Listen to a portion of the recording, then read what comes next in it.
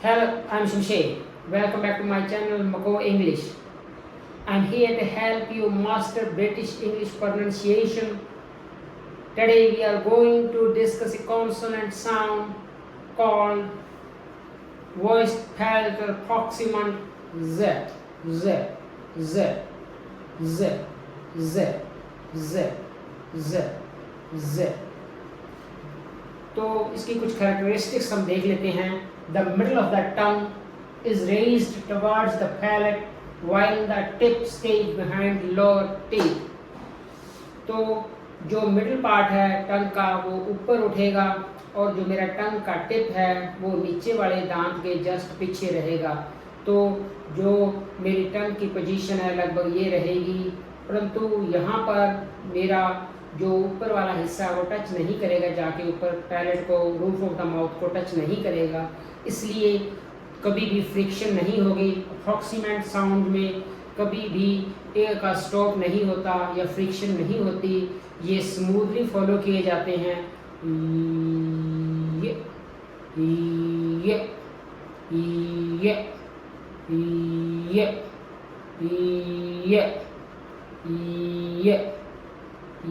ये ये. तो जब तक आपके लंग्स में एयर है तब तक आप इस साउंड को प्रोड्यूस कर सकते हैं. The sides of the tongue touch the sides of the upper teeth at the back. तो मेरी साइड्स हैं टंग की, जो मेरी वो जो बैक टीथ हैं उसकी साइड में जाके टच होंगी, वहाँ पर स्पेस नहीं होगा.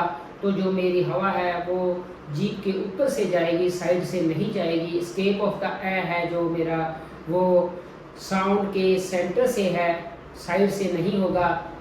ये ये ये ये ये ये ये.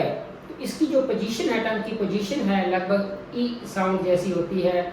ई ई ई वाल ई है, उसमें भी मेरी टंग मिडल से रेज की जाती है. तो इसमें भी टंग रेज की जाएगी और स्पेस इतना होगा कि कभी भी टच नहीं करेगी या फ्रिक्शन नहीं होगी. तो इसलिए जो इस साउंड को सेमी वॉल भी बोला जाता है. वॉल लाइक कैरेक्टरिस्टिक्स हैं जो उन साउंड्स को सेमी वॉल्स बोला जाता है. इंग्लिश में 2 सेमी वॉल्स हैं, ये और वो. ए फ्लोज फ्रीली. तो ये इसकी कैरेक्टरिस्टिक्स है जो हम पहले बात कर चुके हैं इसके बारे में, कि जो मेरी ए है ये फ्रीली फ्लो होती है, इसमें ऑब्स्ट्रक्शन नहीं होता है. इसलिए आप तब तक इस साउंड को प्रोड्यूस कर सकते हैं जब तक आपकी लंग्स में इनफ एयर है. तो ये तो ज़रूरी नहीं है इसकी कंटिन्यूटी को ब्रेक करना पड़े. तो हम जब तक लंग्स में एयर है तब तक इस साउंड को प्रोड्यूस कर सकते हैं. अब इसके कुछ एग्जांपल्स हम देख लेते हैं. Yet yet yet.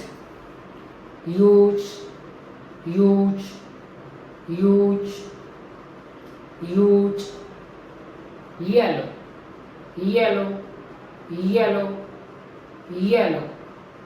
young young young young. Europe Europe Europe. Yacht yacht yacht.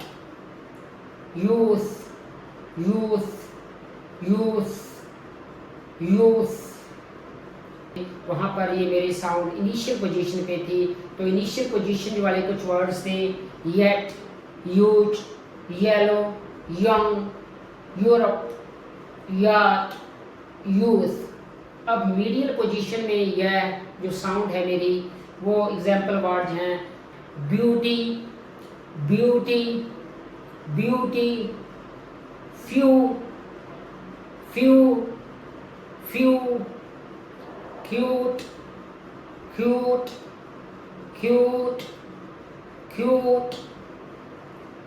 acute acute acute acute, huge huge huge.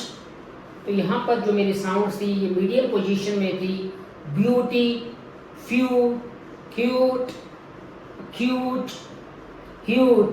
तो जो मीडियल पोजीशन में मेरी ये साउंड है वो थी, ये साउंड कभी भी एंड पोजीशन पे नहीं आती है, या तो ये इनिशियल पोजीशन होती है इसकी और या फिर इसकी मीडियल पोजीशन पे साउंड प्रोड्यूस की जाती है।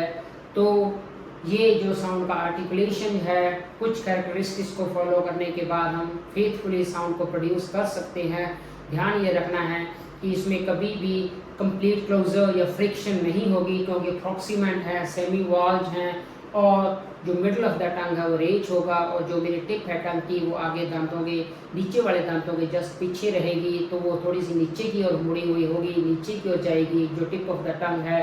और जो साइड ऑफ द टंग है वो मेरे साइड वाले दांतों में, पीछे वाले साइड वाले दांतों में पूरी तरह से ब्लॉकेज को फॉर्म करेगी, साउंड वहाँ से स्केप नहीं होगी, साउंड मेरी टंग के ऊपर से ही एयर को मूवमेंट होगा, और फिर मैं जैसे ही टंग को रिलीज करूँगा तब साउंड प्रोड्यूस होगी ये।